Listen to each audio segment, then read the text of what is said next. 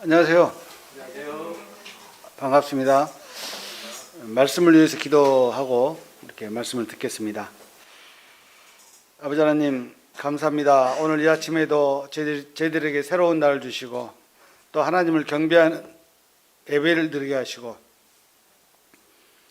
또한 말씀 앞에 저희들이 모일 수 있도록 하신 것을 인하여 감사합니다.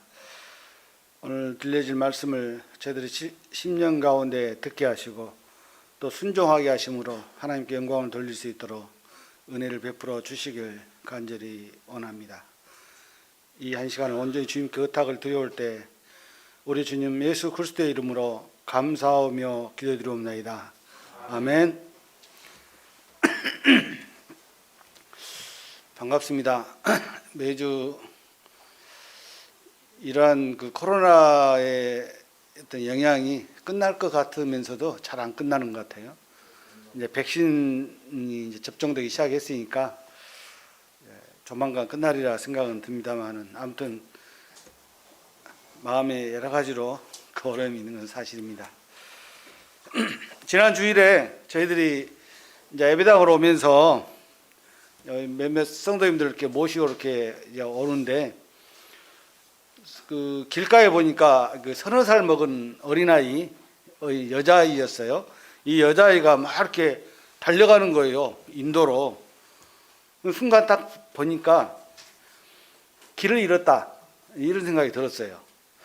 그래가지고 차를 가다가 멈춰서 이제 저희 아내가 내려서 그 아이를 케어하고 우리는 이제 또 다른 성도님 모시고 이렇게 나왔는데 그랬다고 그래요. 이렇게 그 근방에 있는 그 슈퍼마켓에 가서 이 아이를 아느냐 이렇게 물어보니까 모른다고 했고 그 아파트 관리실에도 가서 물어보니까 모른다고 얘기를 했다는 거예요. 그래서 이제 우리 아내가 이렇게 아이를 이렇게 딱 안고 딱 나왔는데 이 아이가 그냥 엄마도 아닌데도 또 완전히 그 엄마처럼 안기더라고요. 보니까 신기했어요. 그래서 이제 이 아이를 어떻게 할까 생각을 하고 112로 전화를 해야겠다 생각을 했는데 사실 예배 시간이 좀 늦을 것 같아서 그러지 말고 가다가 근처에 경찰서에 이렇게 들르자 하고 경찰서 방향으로 딱 틀려고 조금 갔는데 어떤 할머니하고 엄마하고 그 조그만 아이, 남자아이가 막 오는 거예요. 아, 지금 아이를 찾고 있구나 생각을 하고는 이제 차를 멈추고 그 문을 열고 아이를 딱 얘기하니까 그 할머니가 이제 맨 먼저 그 엄마보다도 할머니가 먼저 앞서서 와가지고 할머니가 그 아이를 데려가면서 고맙다고 이렇게 인사를 하고 곧 따라서 이제 엄마도 오고 그 여자의 아이의 오빠가 보이는 남자아이가 왔는데 가만히 이렇게 엄마가 그 아들을 혼내는 걸 보니까 아마 둘이 나왔다가 길을 잃어버린 것 같아요. 오빠가 동생을 놔두고 이렇게 혼자 이렇게 가버린 것 같아요. 그리고 다행히 이게 찾았어요. 찾았는데, 다행히 그날은 그렇게까지 춥지는 않았어요. 그래서 다행이었는데, 얼마 안 돼서 이제 엄마 품에 안겼습니다. 어린 자녀들은 보면은 엄마를 의지합니다. 그렇죠? 아빠보다도 엄마를 더 의지하는 것 같아요. 물론 부모를 다 의지하지만. 그래서 이처럼 부모와 자식 간에는 이 세상에서도 각별한 사이죠. 피로 맺은 관계라고 얘기하잖아요. 그래서 부모 자식 간에는 어떻게 해서라도 끊을 수가 없어요. 사실 결혼한 부부 간에는 사이가 끊어질 수가 있잖아요. 그냥 이 부모 자식 간에는 끊을 수가 없는 이 각별한 사이인 것입니다. 창세전에 이 세상이 생기기 전에 아버지 하나님과 아들 예수님의 관계가 그런 관계였어요. 끊을 수 없는 관계. 또 어떤 의미로 보면 한 분이신 하나님이시기 때문에 도저히 끊을 수가 없는 거죠. 창세전에 아버지 하나님과 아들 예수 그리스도와 성령님께서 함께 계셨습니다. 한 분이신 성령님이십니다. 삼위일체 되신 한 분이신 성령님, 그 하나님. 그래서 이 아버지 하나님과 아들 예수님은 끊을 수 없는 관계였는데 3일간 아버지와 아들이 떨어질 수밖에 없는 사건이 이 세상에서 발생을 합니다. 그 사건이 어떤 사건이냐면 예수님께서 십자가에서 돌아가시고 나서 3일 동안 육신이 죽은 그 사건이죠. 그때는 예수님과 아들이신 예수님과 하나님이 서로 교통하지 못하는 그런 아픔이 있었습니다. 그때 주님께서 외치신 그 음성이 있는데 십자가에서 엘리 엘리 라마 사박다니 이렇게 외치셨어요. 이 엘리 엘리 라마 사박다니 이 뜻을 또 친절하게도 해석해 놨죠. 어떤 말씀이죠? 나의 하나님 어찌하여 나를 버리셨나이까? 이 음성입니다. 그래서 오늘 말씀의 주제를 주님의 엘리 엘리 라마 사박다니 이 말씀으로 교제를 나누기를 원합니다. 마가복음 15장입니다.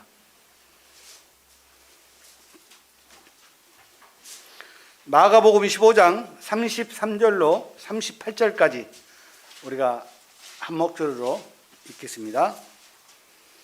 마가복음 15장 33절부터 38절까지입니다.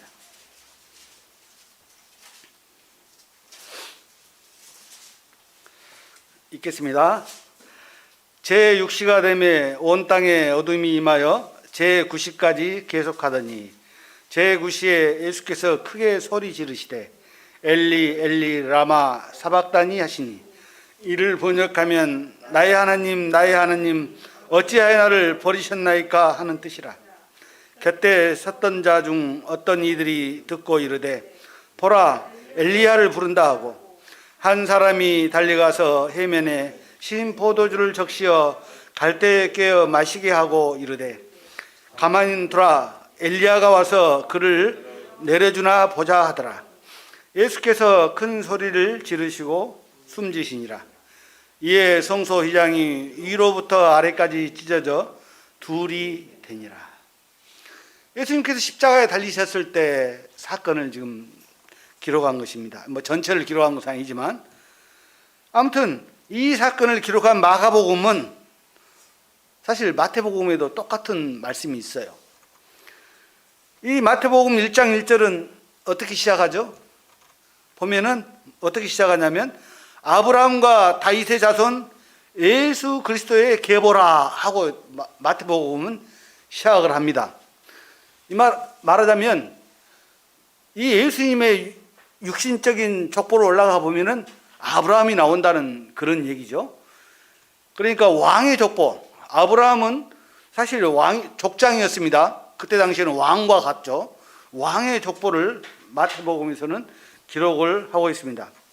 그러나 오늘 읽은 이 마가복음은 처음 시작이 이렇게 시작을 합니다. 하나님의 아들 예수 그리스도의 복음의 시작이라. 이 마태복음이 왕으로 오신 예수님에 대해서 선포한 복음서라면 이 마가복음은 하나님의 아들로 오신 예수님을 소개하는 복음서입니다. 그러니까 왕으로 오신 예수님과 하나님 아들로 오신 예수님, 이 부분에 대해서 우리는 오늘 교제를 나누기를 원하는 마음이 있는 것입니다. 우리 주님이 십자가 위에서 외치신 나의 하나님 어찌하여 나를 버리셨나이까? 이 간절한 외침은 이 고통의 외침이죠. 사실은 이 고통의 외침은 하나님을 원망해서 그 외친 것이 아니에요. 그래서 오늘 그 부분을 교제를 해드리기를 원하지만 어떤 사람들은 이 외침을 하나님을 원망하고 있지 않느냐 이렇게 얘기를 했습니다. 근데 그때 당시에 예수님의 십자가에 달렸을 당시에 그때 그 주위에 있었던 사람들은 뭐 엘리야를 부르냐, 엘리야가 와서 저 사람을 내려준가 봐라 하면서 비꼬듯이 이렇게 말을 했습니다. 그러나 우리는 주님을 죽음에서 살리실 아버지 하나님과 떨어져 있는 것을 마음에 고통스러워 하시는 우리 주님의 마음을 이 외침으로 이렇게 표현하셨다고 생각이 되는 것입니다. 엘리 엘리 라마 사박다니. 그래서 주님께서 십자가의 고통 가운데서 왜 이렇게 외치셔야만 했는가에 대해서 오늘은 한번 묵상해 보기로 원해요.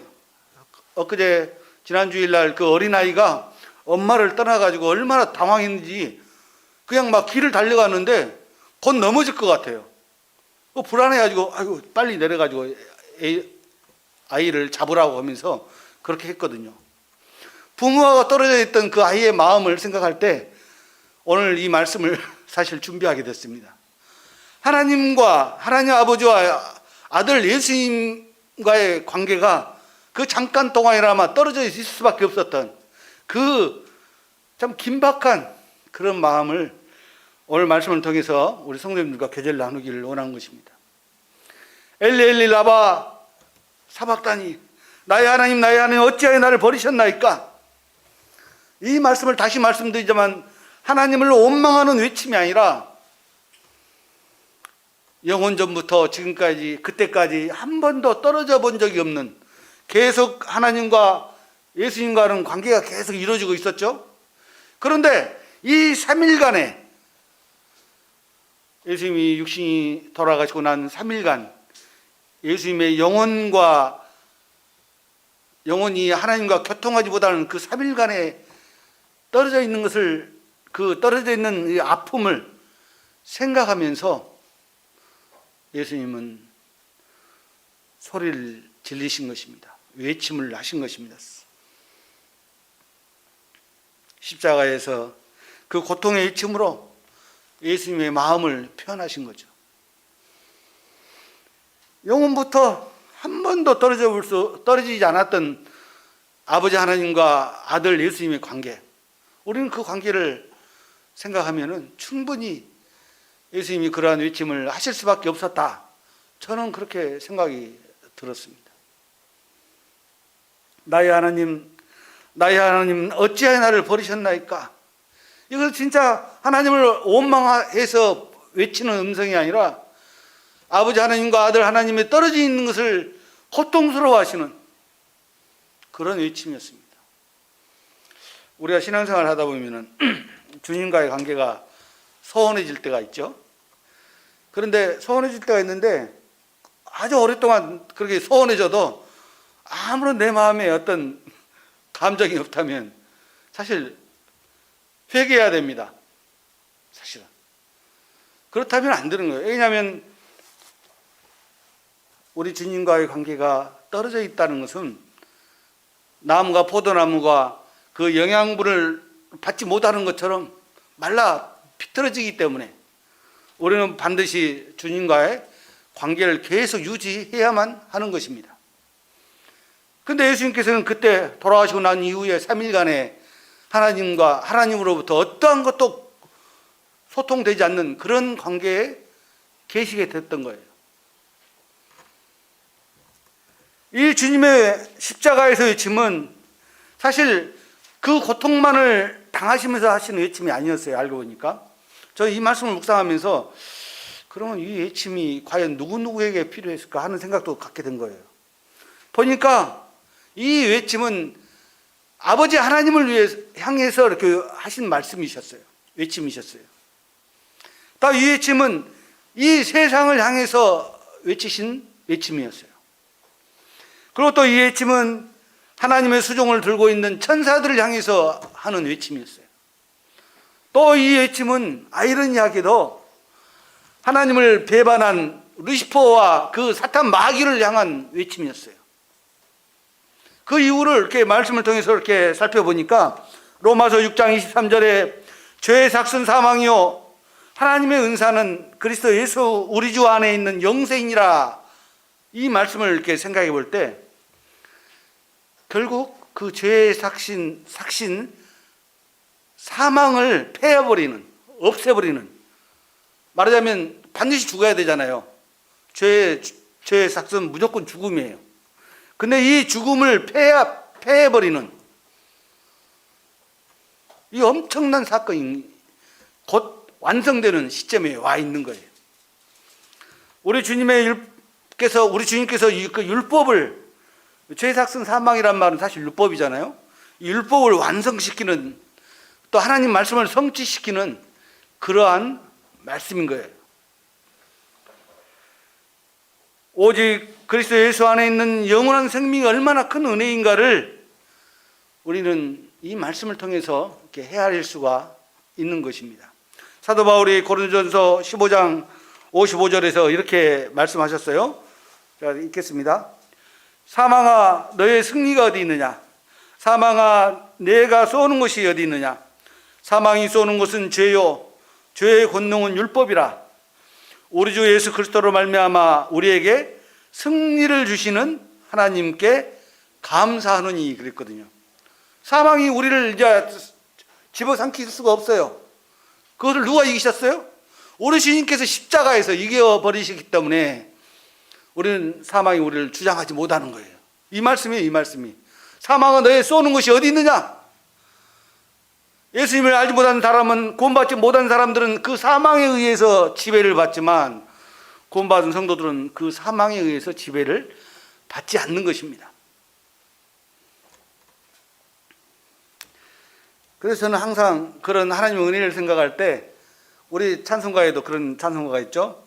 하늘을 두루마리 삼고 바다를 물물 삼는다 할지라도 그 하나님의 은혜를 다 기록할 수 없다. 저는 그 말씀이 제 마음에 오는 거예요. 그렇다. 사망을 이기신 예수 그리스도, 우리가 예수 그리스도 안에 있기 때문에 우리도 또한 동일하게 사망을 이길 수 있는 힘을 가진 것입니다. 사실 어떻게 보면 이 죽음 앞에서 두려워하는 것은 그리스도인의 본분이 아니에요. 그렇게 너무 단호하게 얘기하면 좀 마음에 짐이 되실 수 있는데, 옛날에 로마의 그 압박 속에서 그 카타콤의 순교자라는 책을 제가 언젠가 읽었다고 그랬잖아요. 그 책을 보면은 그 죽음 앞에서도 너무나도 당당한 그 모녀의 그 기록을 보면 제 마음에 참 눈물이 있음을 고백하지 않을 수가 없습니다. 얘야, 조금만 참아라. 곧 우리가 주님 나라에 들어간단다. 이 사자의 울부짖는 그 외침을, 그 울부짖는 것을 보면서 그 엄마가 그 아이에게 한 말이에요. 저는 그 책이 어떻게 그것을 어떻게 기록했지? 라는 생각이 드는 것입니다.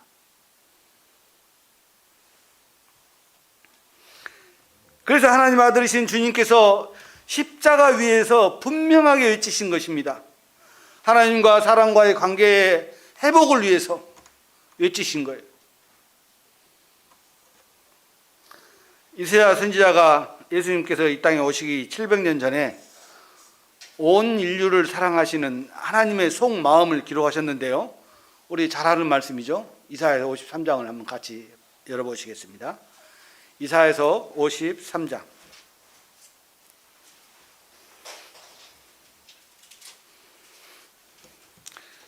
이사야서 53장 10절을 이렇게 제가 읽겠습니다.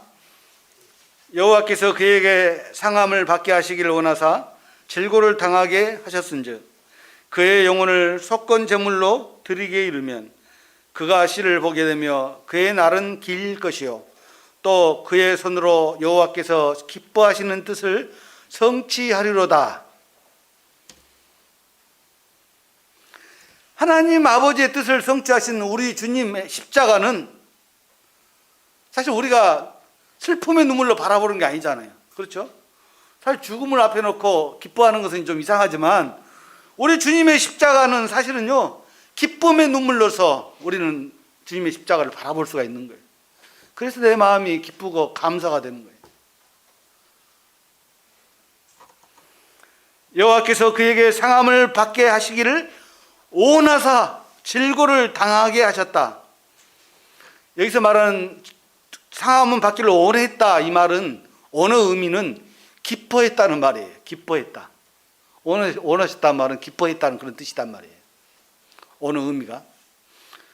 아마 음정에서는 기뻐하셨다라고 아마 번역이 되어 있을 거예요. 하나님의 아들이신 예수님께서 죽으시는 것이 하나님의 뜻이었다는 거죠. 그러니까 참 어떻게 보면요, 우리 주님이 엘리 엘리 라마 사박다니 이 외치신 음성이, 외침이 역으로 반대적으로 우리 마음을 울리는 거예요. 아버지 하나님, 내가 죽어야만 되지 않습니까? 라는 그런 외침이었다고 저는 생각이 드는 거예요. 순종하시기 위해서.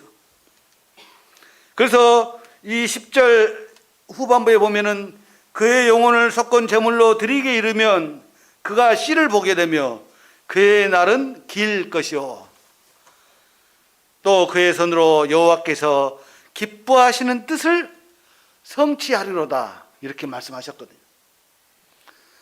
여호와께서 기뻐하시는 뜻, 우리 주님이 성취하셨어요, 십자가에서. 그래서 예수님의 십자가의 죽음은 하나님 아버지의 기뻐하시는 뜻을 성취하시는 주님께서 이 땅에서 이루신 사역 가운데 가장 위대한 사역이었습니다. 그래서 우리 성도님들은요, 그 십자가를 바라볼 때 딱 두 말씀을 하셔야 되는데, 그 말씀은 아멘, 할렐루야. 할렐루야란 말은 여호와를 찬양하라, 그런 뜻이잖아요. 그렇게 외칠 수밖에 없는 거예요, 사실은.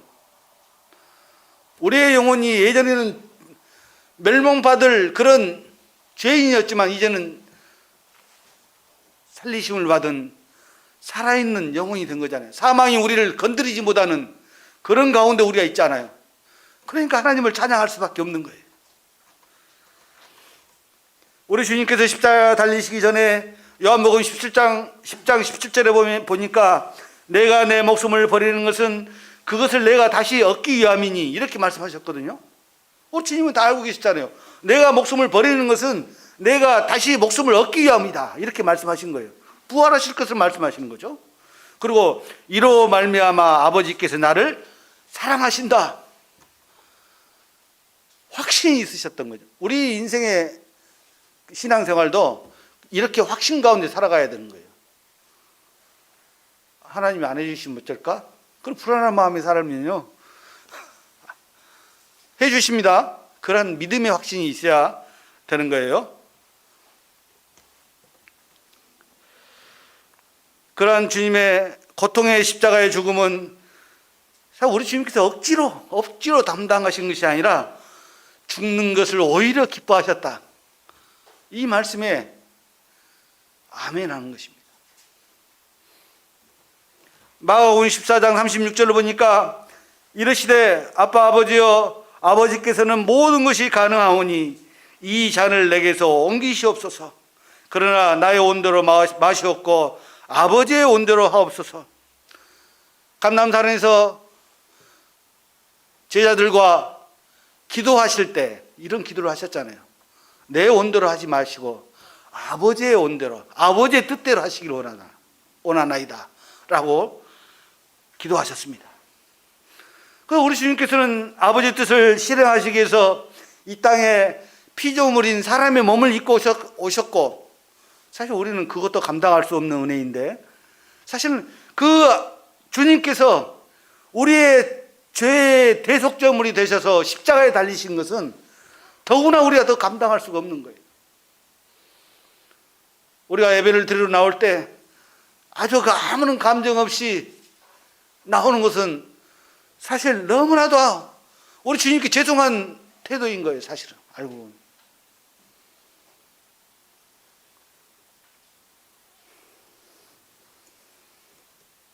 우리가 하나님 앞에 나올 때 우리 주님을 묵상하고 주님께서 내게 이루신 그 사역들을 묵상하고 또 감사하고, 그러므로 우리가 찬양을 하고 또 감사를 드리고 이렇게 나오는 것입니다. 예배라는 것이 그래요. 예배는 이렇게 말씀만 듣는 게 예배가 아니죠.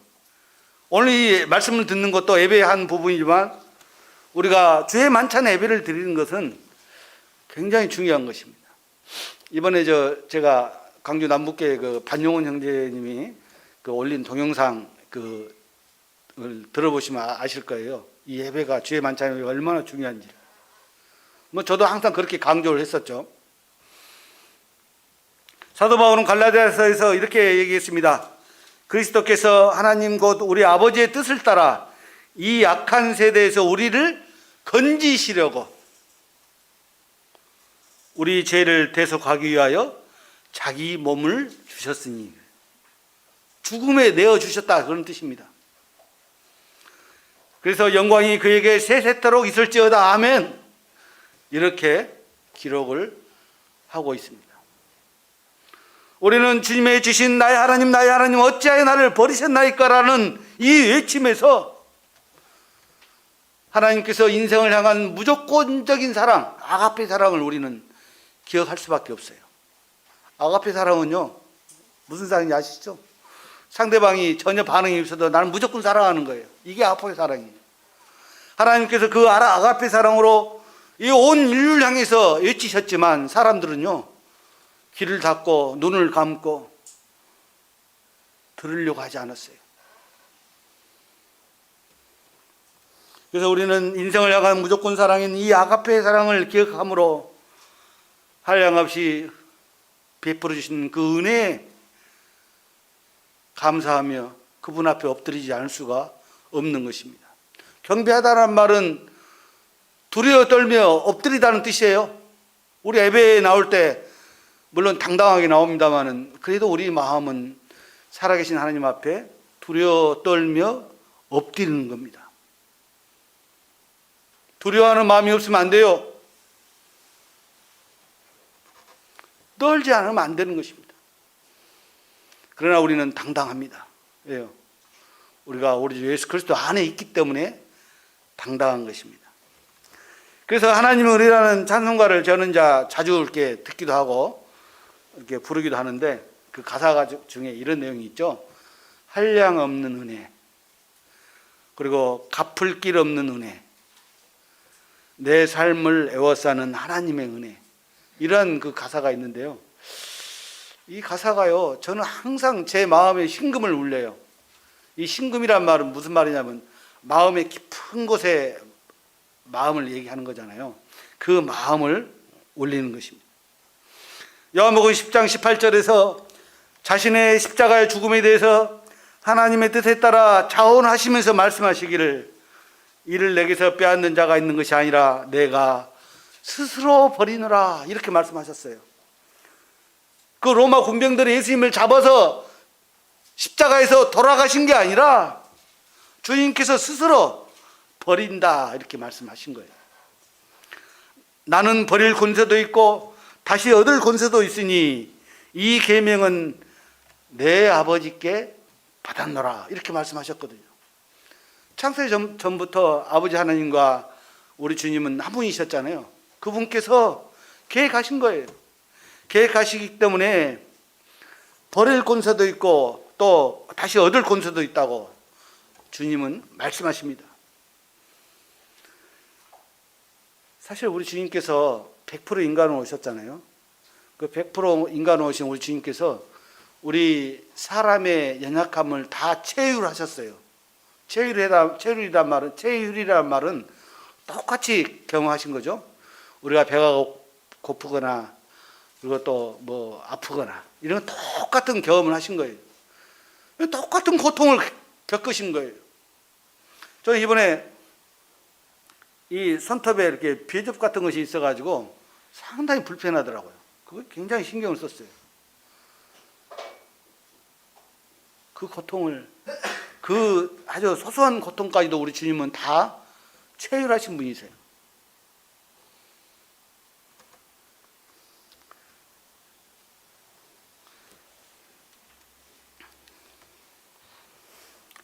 저는 매주마다 우리가 행하고 있는 이 주의 만찬 예배가 얼마나 가치가 있는 것인가를 이렇게 생각하게 됐습니다. 제가 너무 자주 얘기한 것 같기도 하지만 이 만찬 예배가 얼마나 중요하냐. 이 만찬 예배가요, 물론 이 땅에서 없어지지만 이 예배, 곧 경배, 이 월십이라고 하는 이 경배는 하늘나라에서도 이루어진다는 거, 행해지고 있다는 거예요. 뭐 저는 전에 말씀드렸죠.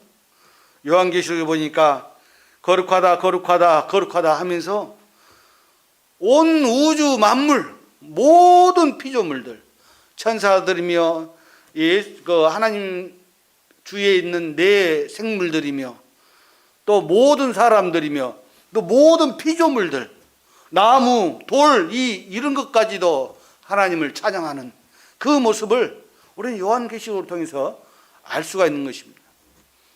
사실은 우리가 이 예배를 드리는 것이 얼마나 그래서 귀한 것인지를 알면은 사실 예배에 빠지기 어려운 거예요, 사실은.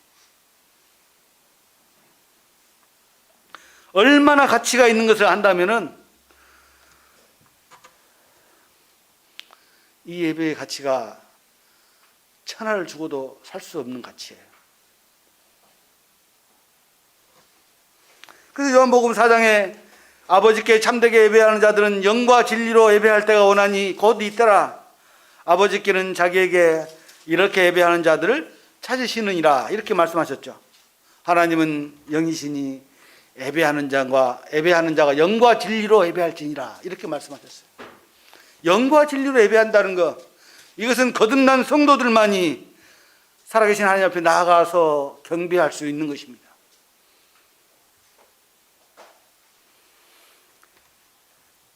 우리가 그 경배에 대해서 이야기할 때 꼭 생각이 나는 그 사건이 하나 있는데, 이 아브라함이 이삭을 100세에 얻었잖아요. 100세에 얻었는데 어느 날 아브라함에게 한번 볼까요? 창세기 22장에 그 말씀이 나오는데 한번 보겠습니다. 창세기 22장. 창세기 22장 2절을 보면 하나님께서 아브라함의 속마음이 어떤지를 알아보고 싶으셨어요. 그래서 이 알아보는 그 시험을 하시는데 그 말씀이 나옵니다. 22장 2절을 보면 여호와께서 이르시되 내 아들 내 사랑하는 독자 이삭을 데리고 모리아 땅으로 가서 내가 내게 일러준 한 산 거기서 그를 번제로 드리라. 이 번제는 뭐예요? 불로 태워서 드리는 제사예요. 아니 사실 100세 낳은 아들 이삭을 번제로 드리라니요. 이건 말도 안 되는 일이에요. 그런데요, 성경을 보면 아브라함은 그대로 순종했어요. 그대로 순종했단 말이에요. 근데 어떤 것을 확신했기 때문에 순종했을까요? 혹시 이삭을 죽이더라도 하나님께서 다시 살리실 것을 확신했고, 또 이삭 대신 다른 제물을 하나님께서 준비하실 것을 확신했다는 거예요. 그래서 그 말이 대화가 이삭과 아브라함과의 대화에서 나옵니다. 6절 한번 보겠습니다.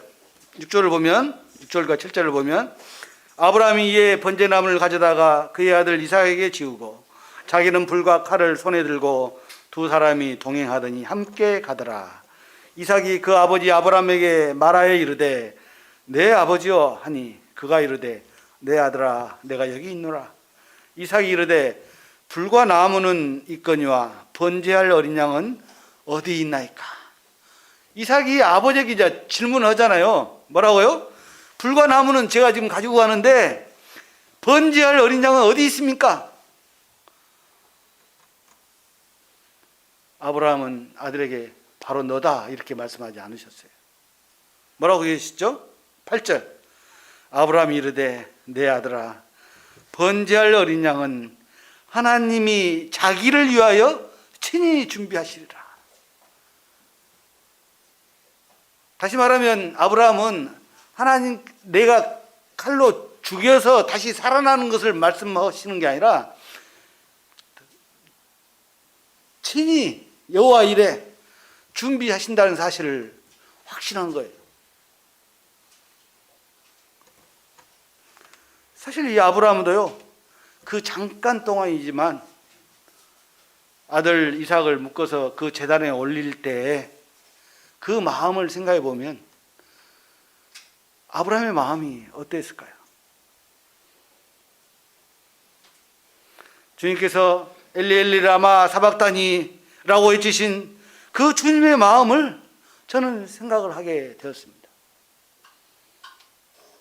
아브라함은 그때 하나님 왜 저에게 이런 고통을 주십니까? 말하지 않고 하나님 말씀에 순종하신 거예요. 뭐 때문에? 무엇이 있어서? 확신이 있기 때문에. 우리 신앙생활도 마찬가지예요. 확신을 가지고 살아야 됩니다. 이 확신은요, 내가 갖고자 하는 확신이 아니에요. 하나님께서 주시는 확신이에요. 아브라함은 그러한 확신이 있었잖아요.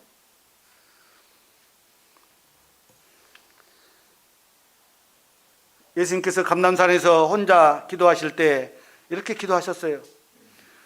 이르시되 아버지여, 만일 아버지의 뜻이거든 이 잔을 내게서 옮기시옵소서.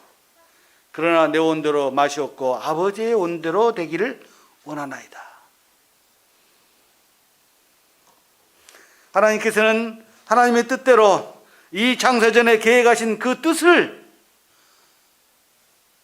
아들이신 주님을 통해서 이루시기를 원하셨기 때문에 아들이신 예수 그리스도는 그 아버지의 뜻을 기꺼이 순종하신 것입니다.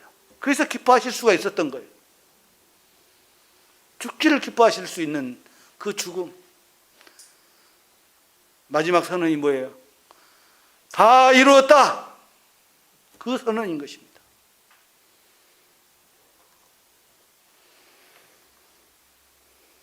아브라함의 순종이 우리 주님의 순종인 것입니다. 창세기 22장 12절 보니까 사자가 이르시되 그 아이에게 내 손을 대지 말라. 그에게 아무 일도 하지 말라. 내가 내 아들 내 독자까지도 내게 아끼지 아니하였으니 내가 이제야 내가 하나님을 경외하는 줄을 아노라. 사실은요, 아브라함을 시험하신 거죠. 우리 신앙생활 하다 보면 이런 시험이 있을 수가 있어요. 언젠가 어떤 형제님의 그 간증에서도 시험하고 있구나 이런 생각을 저는 가졌었는데, 아무튼 하나님은 우리가 신앙생활을 올바로 해 나가고자 할 때 시험하십니다. 그래서 우리는 그 시험을 통과해야 돼요. 어떻게 보면 우리 주님이신 예수님께서는 그러한 시험을 하시는 아버지 하나님을 경외하셨어요. 우리도 경외해야죠. 주님이 아버지 하나님을 경외하셨는데 우리가 무슨 피조물인 우리가 경외하지 않고서는 재주가 없는 거죠. 사실은 벗어날 길이 없는 거예요. 그래서 히브리서에 주님께서 말씀하시길 이에 내가 말하기를 하나님의 보시옵소서 두루마리 책에 나를 가리켜 기록된 것 같이 하나님의 뜻을 행하러 왔나이다 이렇게 말씀하셨거든요. 주님은 하나님의 뜻을 행하러 왔다고 이렇게 말씀을 하시는 것입니다. 그래서 우리 주님께서는 기꺼이 십자가에 죽음을 당하신 거예요. 아브라함에게 이삭을 주기로 할 때 네가 이제야 내가 나를 경외한 줄 알았노라 이렇게 말씀하신 것처럼 하나님께서는 예수님께서 십자가에 달리셔서 죽음을 당하실 것을 기뻐하신 것을 모습을 보시고 아마 주님께도 그랬을 거예요. 야, 네가 나를 이제 경외하는 줄 알았노라 이렇게 말씀을 하셨을 거예요. 왜요? 주님의 부활은요, 주님 스스로 부활하실 수가 없어요.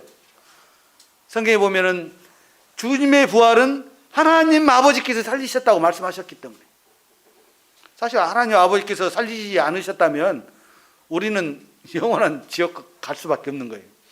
아버지께서 살리신 거예요. 그래서 하나님을 경외하는 자세가 무엇이냐? 뭐예요? 하나님 말씀에 순종하는 것이 하나님을 경외하는 자세인 것입니다. 그래서 우리가 교회로 모일 때 주님께서 십자가를 앞에 두시고 유언으로 하신 이 새 언약, 주의 만찬 예배를 우리가 마땅히 주일마다 드려야 되는 거예요. 사실 이 주의 만찬 예배가 빠진 것은 예배가 아닙니다. 정확하게 말합니다. 고린도전서에 내가 너희에게 전한 것은 주께 받은 것이니 곧 주 예수께서 잡히시던 밤에 떡을 가지사 축사하시고 떼어 이르시되 이것은 너희를 위하는 내 몸이니 이것을 행하여 나를 기념하라 하시고, 기념하라는 뜻에는 기억하라는 뜻이 들어있습니다. 영어로는 remember, 기억하라는 뜻이 있고 또 기념하라는 뜻도 있더라고요. 그리고 19회 또한 그와 같이 잔을 가지시고 이르시되 이 잔은 내 피로 세운 새 언약이니, 새 언약이라고 그랬잖아요.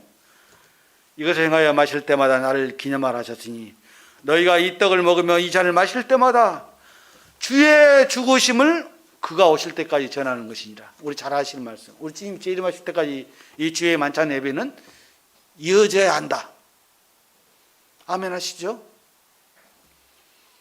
이사야 선지자가 기록한 것처럼 그는 곤욕과 신문을 당하고 끌려갔으나 그 세대 중에 누가 생각하기를 그가 살아있는 자들의 땅에서 끊어지면 마땅히 형벌 받을 내 백성의 허물 때문이라 하였으리요. 내 백성의 허물 때문이다. 우리는 하나님의 백성이에요. 하나님께서 우리의 허물 때문에 예수님을 십자가에 넣으신 것입니다. 허물이라니까 너무 쉽게 생각하시는데 그게 죽을 수밖에 없는 죄예요. 그래서 우리는 이 하나님의 사랑을 알고 깨닫고 이해하고 또 감동하는 마음으로 주의 만찬 예배에 나와서 예배를 드리는 것입니다. 이게 그 형식적인 행사가 돼서는 안 되죠. 형식적인 거 아시죠? 그냥 시간 되면 나와서 찬양 부르고 이렇게 하는 형식적인 거, 이런 것을 해서는 안 돼요. 그러한 무리들이 있잖아요. 형식적으로 뭔가를 이렇게 거룩한 것처럼 꾸며서 하는 형식에 우리가 빠지면 안 돼요. 그렇지만 이 형식을 통해서 우리는 그 의미를 깨닫는 거잖아요. 우리의 만찬 예배가. 아마 다른 사람들이 보면 이 형식이라고 볼 거예요. 그렇지만 우리의 예배는 형식이 아닌 것입니다. 그래서 우리는 주님께서 원하시는 영과 진리로 예배를 드려야 되는 것입니다. 이 아버지 하나님의 뜻을 이사야 선지자가 또 기록을 했죠. 53장 10절에 보니까, 이사야에서 53장 10절에 보니까 여호와께서 그에게 상함을 받게 하시기를 원하사, 아까 전에 읽었던 말씀이에요. 기뻐하사 질고를 당하게 하셨은지 그의 영혼을 속건 제물로 드리게 이르면 그가 씨를 보게 되며, 그 씨가 우리예요. 우리 구원받은 성도들, 그 씨를 보게 되며 그의 날은 길 것이요 또 그의 손으로 여호와께서 기뻐하시는 뜻을 성취하리로다. 하나님 아버지께서는요, 아들 예수 그리스도를 통해서 영혼을 구원하는 일을 기뻐하신 거예요. 어떤 사람은 아니 그렇게 하실 거면 모든 사람을 그런 것과 상관없이 구원해 주시면 될 거 아니냐, 이렇게 말하는 사람도 있지만, 어떤 사람이 그랬다고 그래요. 어떤 불의한 사람과 그러면 당신이 같이 취급을 받으면 기분이 좋겠느냐. 어떤 사람이 아주 악한 사람이에요. 나는 선한 사람이에요. 그런데 어느 곳에 하나님 앞에 갔는데 그 악한 사람이나 선한 사람이나 똑같이 하나님이 취급하시면 그 감당하겠냐 그러는 게, 나 그렇게는 못하지 그랬대요. 그래서 하나님께서는 그 기준을 그리스도 예수 안에 있는 자로 한정하신 거예요. 그리스도 밖에는 구원이 없는 것입니다. 그래서 이사야 선지자는 주님의 마음을 이렇게 표현했어요. 53장 11절에 그가 자기의 영혼에 수고한 것을 보고 만족하게 여길 것이라. 만족하게 여기신다는 이 말씀이, 여러분 그럴 때 있잖아요. 어떤 일을 성취하고 나서 내가 잘했다, 아주 그냥 기분 좋았다, 이렇게 한 거잖아요. 사실 그거와 똑같은 거예요. 하나님께서, 예수님께서 그렇게 하시는 것을 보고 만족하게 여기신 것입니다. 나의 의로운 종이 자기 지식으로 많은 사람을 의롭게 하며 또 그들의 죄악을 친히 담당하리로다. 십자가의 속죄제물이 되신 우리 주님께서는 자신이 십자가의 죽음을 만족하게 여기셨고, 또 아버지 하나님께서는 아들이신 예수님께 대하여 말씀하시기를 인생들의 죄를 위해서 속죄물로 내가 내놓았는데 하나님이신 주님께서 직접, 여기서는 친이라고 그랬잖아요. 친히 직접 담당해 주셨다, 이렇게 말씀하고 있는 거예요. 예수님도, 아들이신 예수님도 하나님이시기 때문에 직접 친히 이렇게 말씀을 하시는 것입니다. 오늘 우리는 이 세상의 왕으로 오신 주님, 그것도 마가복음에서 말하는 하나님의 아들로 오신 주님, 이 두 분의 마음을 한번 이렇게 살펴봤습니다. 창세전부터 이 십자가의 사역을 계획하시고 완성하신 하나님의 뜻은 뭐죠?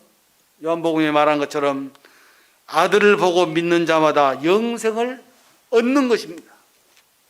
하나님 뜻이에요, 그게. 이 성경을 주신 뜻도, 성경을 주신 이유도 그 아들을 보고 믿는 자마다 영생을 얻는 것이에요. 그리고 이 하나님의 뜻은 마음을 이렇게 표현하는 말씀이 있는데, 모든 사람이 구원을 받으며 진리에 이르기를 원하신다. 모든 사람. 너는 안 돼, 너는 안 돼, 이렇게 차별하지 않으시고 모든 사람. 어떻게 보면 이건 평등이라는 말이죠. 누구에게나 기회가 있는 거예요. 구원받을 기회가 있는 거예요. 누구나 다 하나님의 선물을 받을 기회를 갖고 있는 것입니다. 그런데 그 선물을 어때요? 안 받으려고 하고, 내 자기의 의에 사로잡혀서 스스로 한번 해보려고 하고, 수많은 종교들이 그렇게 하지만 결코 그 하나님의 뜻을 이룰 수가 없는 것입니다. 주님께서 엘리 엘리 라마 사박다니, 나의 하나님 나의 하나님 어찌하여 나를 버리셨나이까, 이 말씀은 하나님의 뜻을 완성하시는 기쁨의 외침이었다. 단 3일 동안 아버지 하나님과 떨어져 있어야만 했던 그 하나님의, 주님의 마음을 이 말씀에 표현하셨다. 또 마지막 외침인 다 이루었다 하신 그 말씀으로, 그 외침으로 우리 주님께서는 하나님의 뜻을 성취하셨고 완성하신 것입니다. 그렇기 때문에 우리를 성경에서 뭐라고 하죠? 성도라고 부르잖아요. 성도. 거룩할 성. 우리는 거룩한 사람들이다, 그 말이죠. 일반인들이 아니라는 거죠. 아시겠죠? 기도하겠습니다. 아버지 하나님, 저희들을 성도로 부르시고 하나님을 찬양하며 경배할 수 있도록 하신 것을 감사합니다. 아버지 하나님, 저희들을 자녀로 부르시고 하나님의 나라를 상속받을 수 있는 상속자로 삼으신 것을 감사를 드립니다. 아버지 하나님, 저희를 종으로 부르시고 하나님의 일을 감당할 수 있는 그 책임을 주신 것을 기억할 때 또한 감사를 드립니다. 이 세상에 사는 동안에 하나님 말씀에 순종하기를 원합니다. 아브라함이 하나님의 말씀에 순종했던 것처럼, 그 순종함으로 그 믿음을 의로 여겼던 것처럼 아버님, 저희들이 하나님 말씀 앞에 엎드릴 수 있도록 은혜를 베풀어 주시기를 간절히 원합니다. 저희들의 연약함과 부족함을 항상 고백합니다. 다만 저희들에게 힘을 주시옵소서. 주님 앞에 나아갈 수 있는 그 힘을 주셔서 저희들이 온전히 하나님께 영광을 돌릴 수 있도록 은혜를 베풀어 주시길 간절히 원합니다.